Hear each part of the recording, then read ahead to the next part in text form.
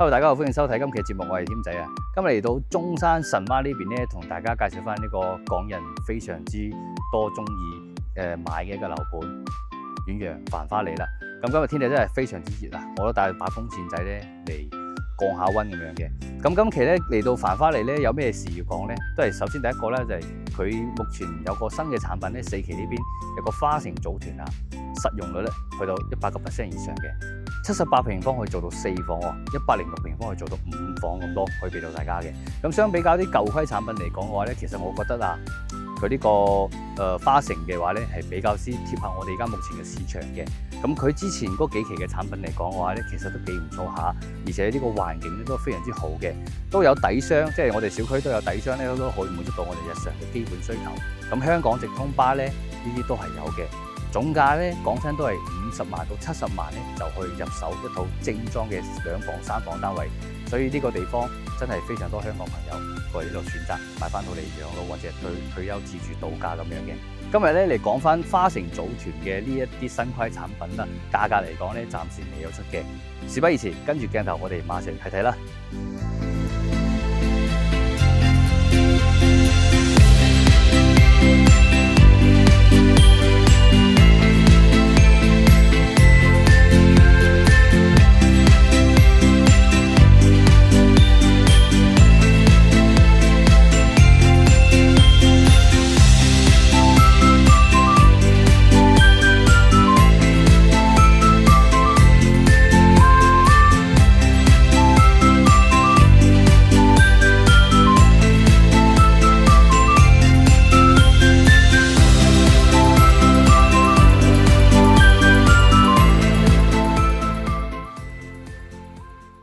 而家嚟到示範單位咧，同大家講解一下花城組團呢邊新規產品究竟係點樣啦。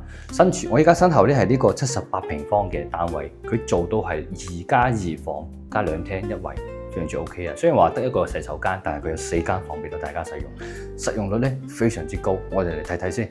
嗱，入嚟呢個地方佢有個獨立走廊俾到我哋嘅，呢個門咧到時候都係咁嘅膠標啦。啊，其實都幾市正下嘅，佢嘅價錢其實唔係好貴嘅情況之下，我覺得呢啲膠標都可以接受到，電子密碼鎖都俾到大家噶啦。而且我哋入嚟呢個位置睇到啦，呢個凹位咧幫大家留咗，俾大家做翻鞋櫃嘅空間啦。OK 嘅話，咁呢個戶型嘅話咧，我哋可以睇到啦，呢個空間其實佢係一個設備平台一個空間嚟嘅。咁呢個地方其實係做房間，我哋可以睇到呢度上邊就有寫住設備平台。去加間房出嚟嘅，咁呢間房咧，咁呢個示範單位就幫佢拆咗佢，咁拆咗佢之後，呢個地方其實我哋做嗰個餐廳咧就非常之闊噶啦。我哋食飯嘅地方同埋呢啲地方咧，我哋仲可以擺翻我哋嘅雪櫃啊，或者係我哋嘅餐邊櫃都冇問題嘅啊。呢個空間非常 OK 啊。咁過嚟少少呢個地方嗱，就係佢原先嘅一個餐廳位。咁原先我哋呢邊嗰個房間駁咗佢之後，餐廳變大咗，更加舒服啦。咁我哋睇睇廚房呢個位置啦。咁廚房嘅話咧，佢係做咗個 U 型廚房俾大家，唔係好大嘅，但係咧，我哋一個人喺度操作都冇問題。咁如果我哋嘅雪櫃擺出邊嘅話咧，咁呢個空間完完全全都可以做翻我哋嘅工作台、操作台都冇問題噶啦，係咪先？咁呢啲到時3件套咧，應該都會有配俾大家嘅精裝修樓。啊，呢上邊係方太嚇，咁到時係咪方太咧，就睇翻到時候嘅一個銷售政策係點樣就 OK 嘅。嗱，我哋可以睇到啦，成個客廳呢度出嚟望到。開間3.4米俾到大家喎，3.4米喎。我記得我上一次講呢個3.4米嘅戶型嘅話咧，佢嘅一個面積數起碼都係要有89平方先至有3.4米嘅一個開間。咁呢度78平方都俾到3.4米嘅客廳開間俾大家。你話O 唔 OK啊？嗱，好抵買下噶啦，已經係算係嚇。跟住嚟睇下我哋嘅一個露台呢度。嗱，露台咧有個1.4米左右。咁呢個露台1.4米一個深度，跟住我哋嘅闊度都同樣都係3.4米。咁呢個空間我哋做翻我哋嘅家政功能區係冇問題嘅。嗱，呢個地方擺洗衣機 OK 嘅。咁我哋望翻出去嘅景觀嘅話咧，可以望到別墅景觀啦，啊，同埋嗰邊3期嘅光暖啊。其實呢個朝向嚟講都冇乜問題嘅，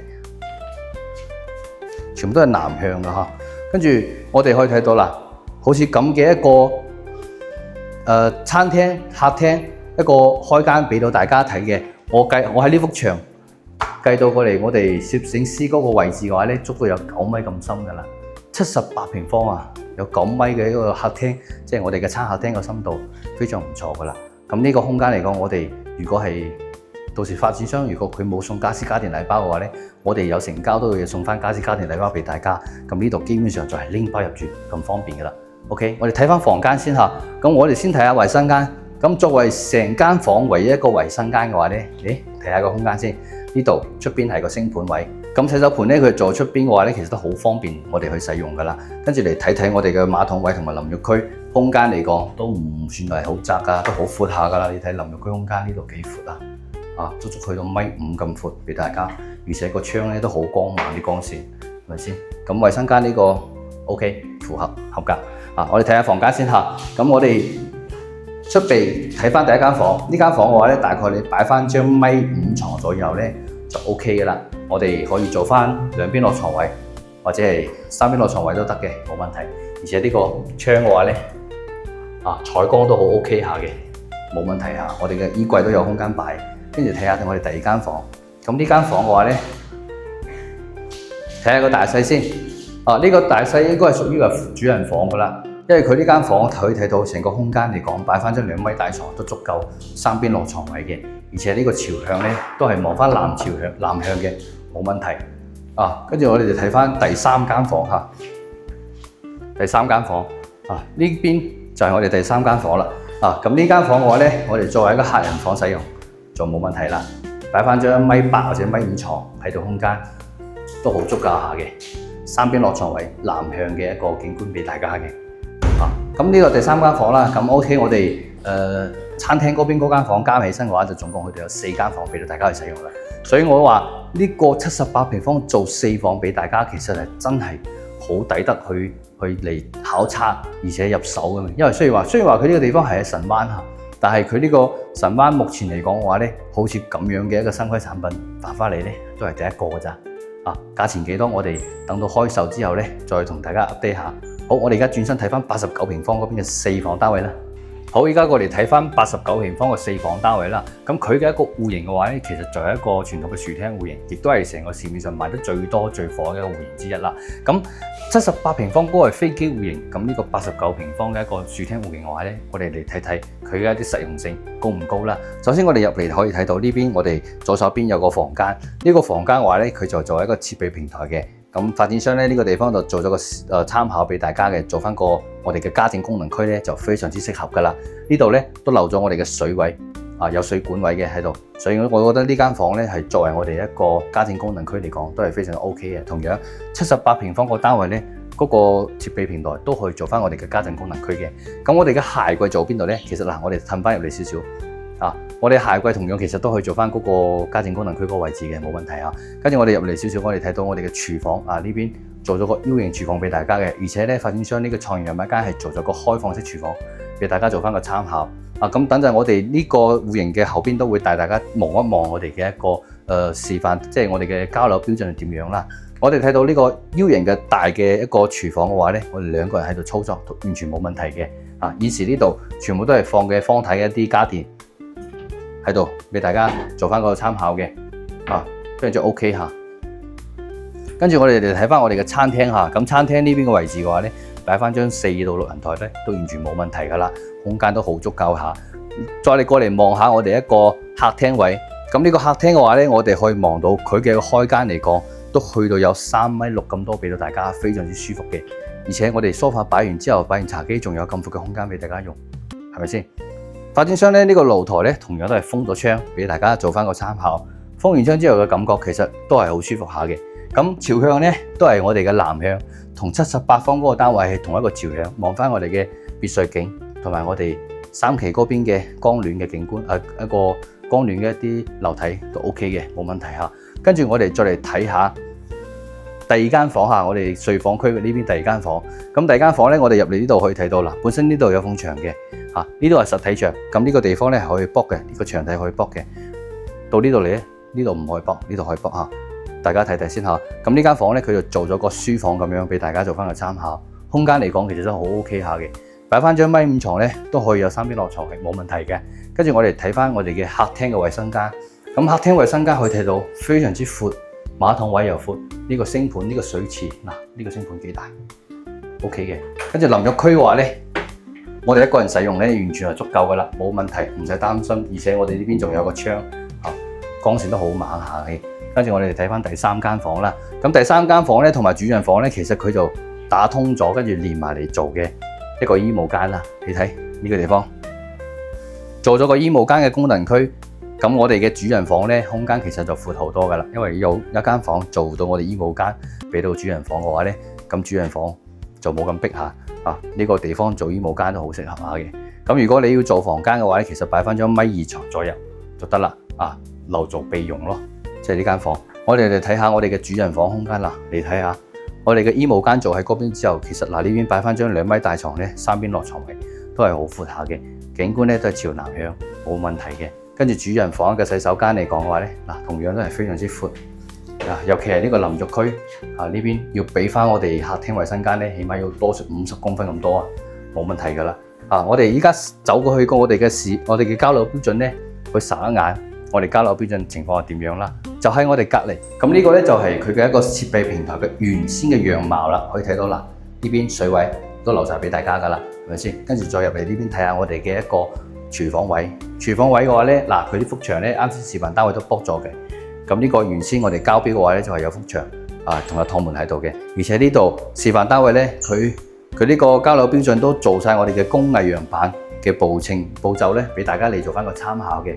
OK， 跟住我哋再嚟睇下我哋嘅房間呢度。咁原先如果係唔做衣帽間嘅話，你個單獨嘅房間大概就係咁大，我哋話擺張床咧都完全冇問題嘅，非常之 OK 嚇。咁主人房嘅話咧，空間大概上咧就係咁樣，擺翻張2米大床都 OK 噶啦。咁如果你要做衣櫃嘅話咧，做完之後可能你個空間落腳位就窄少少啦。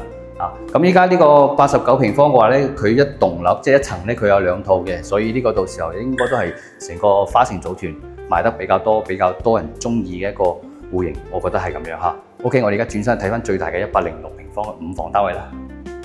而家嚟到咗106方呢個單位，同大家做翻個介紹。咁呢度咧，佢係5房嘅一個設計俾大家嘅。入門咧有個字母雙開門俾到我哋。咁呢層樓嘅話咧，我哋有2梯5戶，有2戶咧都係106方嘅。我哋所以都係就係我哋門對面嗰邊嘅位置噶啦。咁我哋入嚟睇下呢個戶型嘅格局點樣先。咁呢個戶型嘅話咧，佢係屬於一個南北對流嘅。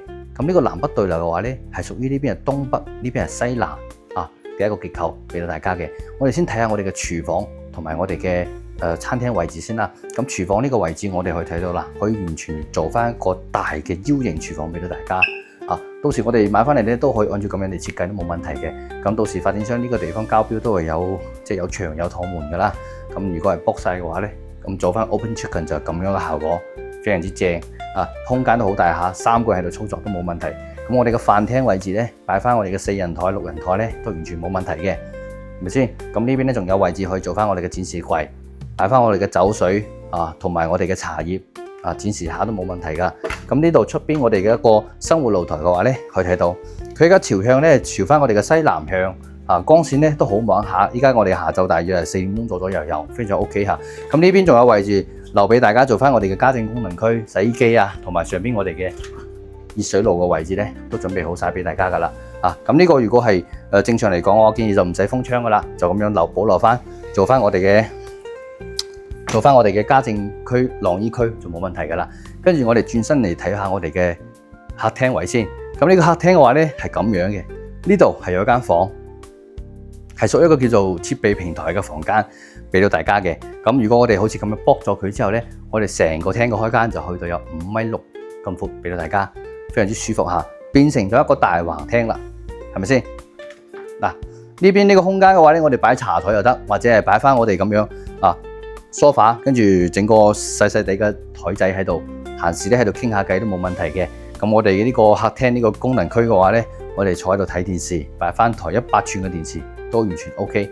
呢邊嘅位置咧都係好闊下，跟住咧客廳嗰個一個露台咧，佢就做咗個風窗效果展示俾大家嘅。咁如果做埋風窗效果，我哋成個廳嘅話咧會更加舒服啲嘅。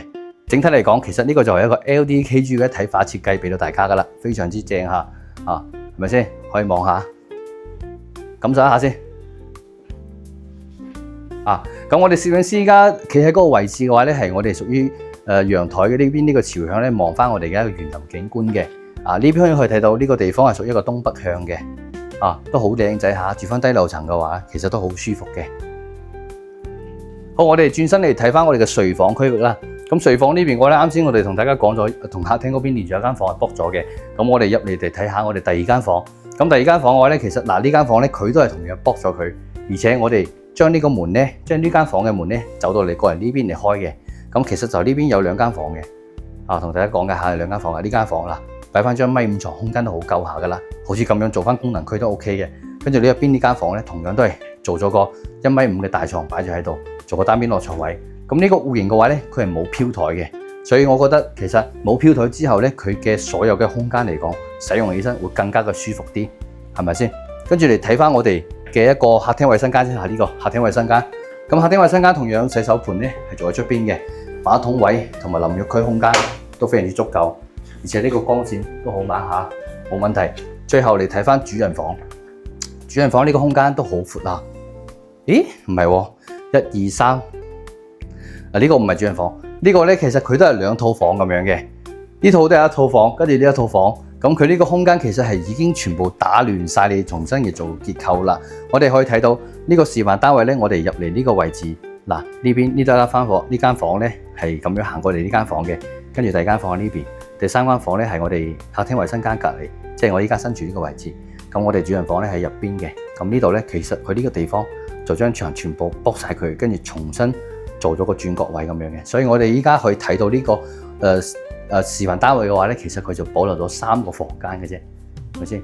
呢度佢做咗個衣帽間噶啦，係咪？跟住主人房呢邊，我哋入嚟睇睇，佢呢度擺咗張2米大床，做咗3邊落床位俾大家，而且呢邊個光線非常之光猛嚇，西南朝向，唔錯嘅。呢個景觀望翻都係我哋嘅別墅景觀，同埋我哋3期嘅一個光暖嘅一個景觀啦，冇問題。跟住最後嚟睇下我哋嘅一個衛生間。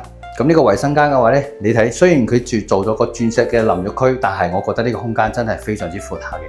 可以睇到我哋呢個淋浴區空間嚇 ，OK 哦。好多單位咧，可能我即係我隻手咁樣伸，我要咁樣嘅，但係佢就得咁多空間。但係佢呢邊我側住身咧都一樣，冇問題嚇。呢個空間咁2個洗手盆俾到大家噶啦。好似咁樣設計，其實又比較舒服喎，都比較適合翻我哋如果係2人或者係3人家庭咧嚟到中山呢邊度假，或者係喺度長期居住咧，咁樣個設計其實又 OK 下喎，我覺得唔使保留咁多房間啊嘛，咁我哋將啲房咧拆開晒佢，將自己嘅一個使用空間咧做大啲、做闊啲都冇問題嘅。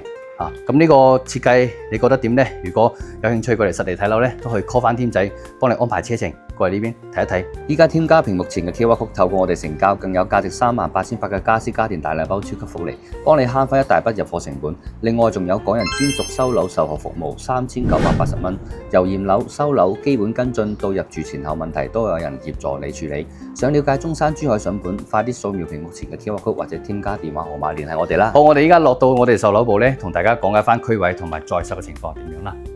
依家嚟到售樓部咧，同大家講解翻繁花里嘅區位啦。咁繁花里就位於我哋中山神灣外沙大道呢邊嘅，距離我哋嘅神灣一個高速口其實都好近下嘅，大約喺度出發40分鐘車程咧，就可以去到我哋港珠澳關口，非常之方便。咁同樣咧，門口都有直通巴士可以直接翻香港嘅，車飛講真都150蚊就可以直接到太子荃灣。咁好多業主咧都係喺門口搭嗰個大巴去到我哋嘅港珠澳關口，跟住自己再轉金巴翻香港，咁樣其實會更加經濟少少嘅。咁小區門口咧有自帶一條風情街俾到大家噶啦，生鮮超市啊同埋社區診所日常嘅基本需求咧都可以滿足到嘅。咁呢啲其實就唔使擔心，去住嘅話咧，其實入邊都住咗好多嘅業主喺度噶啦。咁喺呢度出發大概5分鐘時間，仲會去到中山神灣嘅鎮中心嗰邊嘅煙火氣咧比較足下嘅，有翻香山街市啊，同埋1+1商場、M 記 KFC 同埋賣魚添嘅飯店等等各方面嘅好食好玩嘅都係喺嗰度集中嘅。咁神灣最出名嘅話咧，當屬係鴉髻山同埋一個神灣菠蘿啦。咁我哋得閒嘅話咧，去行下山，跟住運動完之後就落去食翻一粒脆甜嘅菠蘿，非常之正嚇。咁醫療方面咧，就喺神灣市場嗰邊又有好多我哋嘅藥房同診所啦，以及神灣醫院咧喺呢度出發，大約都係10分鐘車程就去到嘅。我哋基本上嘅即係醫療需求咧都可以滿足到。咁睇翻我哋沙盤情況啦，成個繁花里嘅話咧屬於遠洋地產嘅。咁遠洋地產實力嘅話，大家應該都比較清楚嘅。咁繁花里嘅話咧，佔地咧大約就係38.2萬口，非常之大嚇，包含咗高層住宅、洋房住宅以及別墅嘅一啲產品喺度，咁全部都係精裝交付俾到大家噶啦。